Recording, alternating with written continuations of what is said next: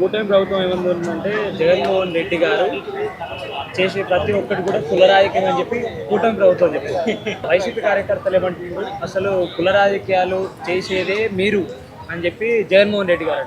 దీనిపై మీరేమంటారు ఒక కామన్ మ్యాన్? ఒక చిన్న విషయం చెప్తున్నాను. కుల రాజకీయాలు చేశారా చేయరని ప్రజలు తెలుసు. ఇప్పుడు ఈ ఉన్న గవర్నమెంట్ ఏంటంటే కుల రాజకీయాలే చేస్తుంది. గత గవర్నమెంట్ కుల రాజకీయాలు చేయలేదు. ఎగ్జాంపుల్ మీకు చెప్పాలంటే, నాకు ఓటు వేయకపోయినా పర్లేదు, ఏ కులం మతం లేకుండా ఇచ్చారు. ఇవాళ చంద్రబాబు నాయుడు ఒక సీఎం స్థాయి వ్యక్తి వైఎస్ఆర్సీపీ వాళ్ళకి డైరెక్ట్గా కానీ ఇండైరెక్ట్గా కానీ పనులు చేయకూడదని చెప్పి స్టేట్మెంటే ఇచ్చారు. కానీ జగన్మోహన్ రెడ్డి గారు నాకు ఏ పార్టీ అయినా, రాజకీయం లేకపోయినా, కులం సంబంధం లేదు, ఏ పార్టీ అయినా సరే మనకు ఓటు వెయ్యని వాళ్ళకి కూడా పథకం అందించాలని చేసిన వ్యక్తి జగన్మోహన్ రెడ్డి గారు. ఓట్లు ఎక్కడ జరిగింది? ఓట్ల గురించి కాదు, ఈవీఎం జరిగింది, స్కామ్ జరిగింది. ఒకటే నేను చెప్పేది ఒకసారి వినండి బ్రో. 2019 జరిగిందన్న దానికి దీనికి డేటా బయట పెడతలేదు కదా కేంద్రం. అప్పుడు డేటా అయితే పెట్టేవాళ్ళు, ఇప్పుడు ఎందుకు డేటా బయట పెడతలేదు? ఇప్పుడు గత గవర్నమెంట్ లో లెక్కేసావు, డేటా మారదు కదా, అదే డేటా తీసుకొచ్చి బయట పెట్టచ్చు కదా, ఎందుకు పెడతలేదు? ఎలక్షన్ కమిషన్ భారతదేశ పౌరుగా అడిగిన దానికి సమాధానం చెప్పాల్సింది బాధ్యత ఎలక్షన్ కమిషన్ కు ఉంది. ఇప్పుడు కూడా ఎలక్షన్ కమిషన్ బాబు స్లిప్లు ఎంత వచ్చినాయని ఎమ్మెల్యేలు డబ్బులు కడతామంటున్నారు, తప్పేముంది? తీసుకొచ్చి కౌంటింగ్ చెయ్యాలి కదా, ఇప్పుడు కూడా చేయట్లేదు. రెచ్చగొట్టేదే వైసీపీ పార్టీ అని చెప్పి చెప్తా ఉన్నారు. ఇది నిజమనే చెప్తున్నారు. నిజమనే ఉంది. మీకు గత గవర్నమెంట్ కి గవర్నమెంట్ కి చూద్దాం. ఆరోగ్యశ్రీ నడుస్తుందా? నాకు ఆన్సర్ చెప్పండి. ఎక్కడ నడుస్తుందండి ఆరోగ్యశ్రీ? మీరు వెళ్ళి చేయించుకోండి. ఇప్పుడు మా అమ్మమ్మ గారికి హాస్పిటల్ ఆపరేషన్ చేయించాలంటే చేయమన్నారు. దేనికి చేయమంటే మాకు బిల్లులు రావట్లేదు, గత గవర్నమెంట్లో ఈ గవర్నమెంట్లో నడుస్తలేదు బిల్లులు అన్నారు. వేరే హాస్పిటల్కి వెళ్తుంటే రాజమండ్రిలో 10 హాస్పిటల్ ఉంటే 5, 6 చేస్తున్నారు, కానీ మా 5 ఎందుకు చేయట్లేదు? అంబులెన్స్ సేవలు అంతా జరుగుతున్నాయి అనుకున్నారేంటి? యాక్సిడెంట్ అయిన రోడ్డు పక్క సేవలకే తప్ప హార్ట్ స్ట్రోక్ వస్తుంటే వత్తకు టైం పడుతుంది అంటున్నారు. దేనికని? గత గవర్నమెంట్కి ఈ గవర్నమెంట్కి తేడా ఏంటి చెప్పండి నాకు మీరు. మరి మీరు చెప్పాలి కదా, మీరు అడిగిన దానికి నేను చెప్పాను, నేను అడిగిన దానికి కూడా మీరు చెప్పాలి కదా సమాధానం. 104 సంస్థ వినండి, నేను చెప్పేది విన్నాక మాట్లాడండి. 104 అని చెప్పి ఉంటాయి కదా, ఇవి మంత్లీ వచ్చి 2 times ఊర్లో గ్రామీణ శాఖ బీపీ టాబ్లెట్లు కానీ షుగర్ టాబ్లెట్లు కానీ టెస్టులు కానీ చేస్తుంది. ఇప్పుడు జరుగుతున్నాయా? ఎక్కడ జరుగుతున్నాయండి? ఏమండి మీకు తెలియపోతే తెలియదని చెప్పండి. మీకు సగం మీకు తెలియదండి, మీకు తెలియదని కూడా. మీ అమ్మమ్మ గురించి సంథింగ్ చెప్పారు, జరగలేదని. మా ఫ్రెండ్ కి ఈ మధ్య రీసెంట్ గా కాల్ ఇరిపోతే రీసెంట్ ఏమండి నేను చెప్పేదేనండి, అన్ని హాస్పిటల్లో జరుగుతలేదు. గత గవర్నమెంట్ తో పోలితే గవర్నమెంట్ కొంచెం వీక్ గా ఉంది ఆరోగ్యశ్రీ విషయంలో. నేను అదే చెప్తున్నా.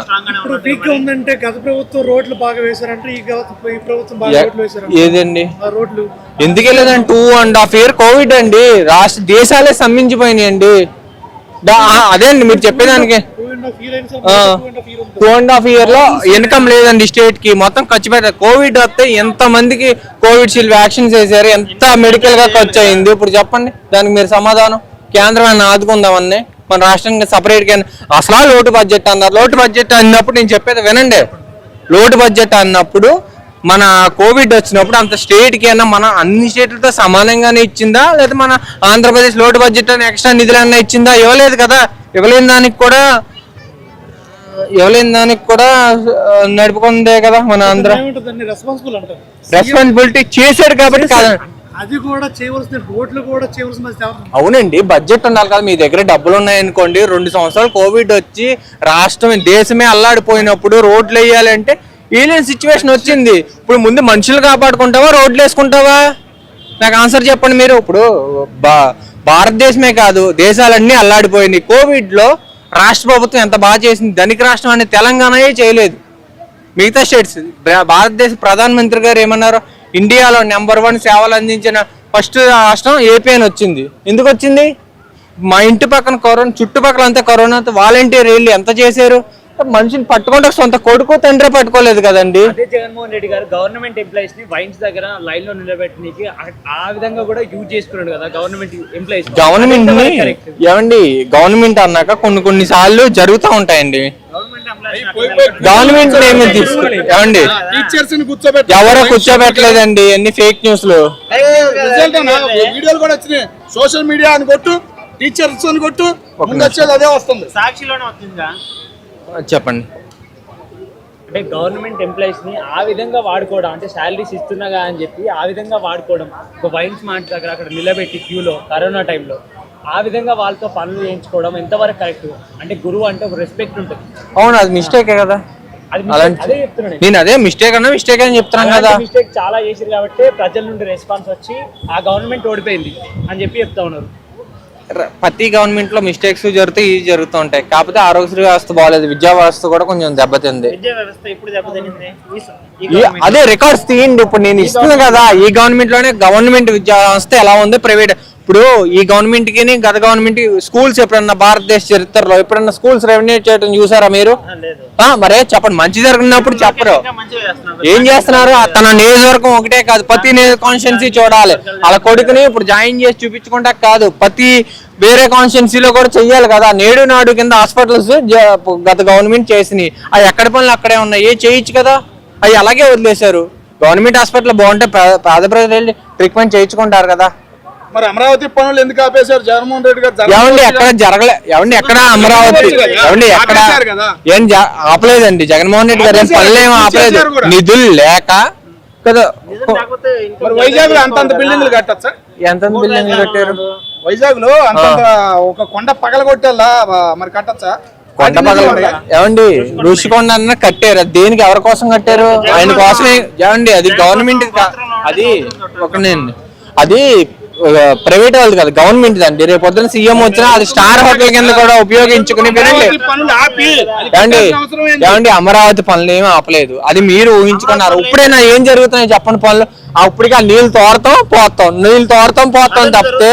వినండి, అది రాజధాని అన్నది నదికి దగ్గరలో కాదండి పెట్టాల్సింది. ఇప్పుడు హైదరాబాద్ ఉంది, మీరు సముద్రంలో కొట్టేస్తారేమో అండి. మీడియా అడిగేటప్పుడు కూడా నీట్ గా క్వశ్చన్స్ అడగండి. మీకు రాకపోతే తెలియదు అని చెప్పండి మీడియాలో. వైజాగ్ అని ఏమనలేదండి. వైజాగ్ తో పాటు 3 స్టేట్స్ డెవలప్ అవ్వాలని, 3 రాజధానులు కావాలని చెప్పారు. ఇప్పుడు మనకు ఉన్న రాష్ట్ర బడ్జెట్ ప్రకారం చేయడం జరిగింది. ఓకేనా? అంటే రాష్ట్రాన్ని అప్పుల్లోకి తీసుకుపోయింది జగన్మోహన్ రెడ్డి అని చెప్పి చెప్తా ఉన్నారు. లేదండి, ఇప్పుడు మీరు అప్పుల్లో తీసుకెళ్ళిందా లేదా అని చెప్పి కేంద్ర ప్రభుత్వం మొన్న రిలీజ్ చేసింది. 2014 to 2019 రాష్ట్ర ప్రభుత్వం ఎంత అప్పు చేసింది, 2019 దగ్గర నుంచి 2024 దాకా రాష్ట్రం ఎంత అప్పు చేసిందన్న చూపించింది. అసెట్స్ ఎన్ని చేసిందన్న డేటా ఉంది. మీరో చెప్పవసరం లేదు. 15,000 కోట్లు తెచ్చారు, 15 లక్షల కోట్లు తెచ్చారు, అన్ని బయటపడ్డాయి కదా కేంద్రం వచ్చిన తర్వాత. గత గవర్నమెంట్ కి ఈ గవర్నమెంట్ కి తేడా ఏంటి అన్నది చూపించారు. ఈ వీడియో కనుక మీకు నచ్చినట్లయితే లైక్ చేయండి, షేర్ చేయండి. మరిన్ని వీడియోస్ కోసం మా ఛానల్ని సబ్స్క్రైబ్ చేయండి. మీ అభిప్రాయాలు మాకు కామెంట్స్ రూపంలో చెప్పండి. మరిన్ని వీడియోస్ కోసం మా ఛానల్ని సబ్స్క్రైబ్ చేయండి.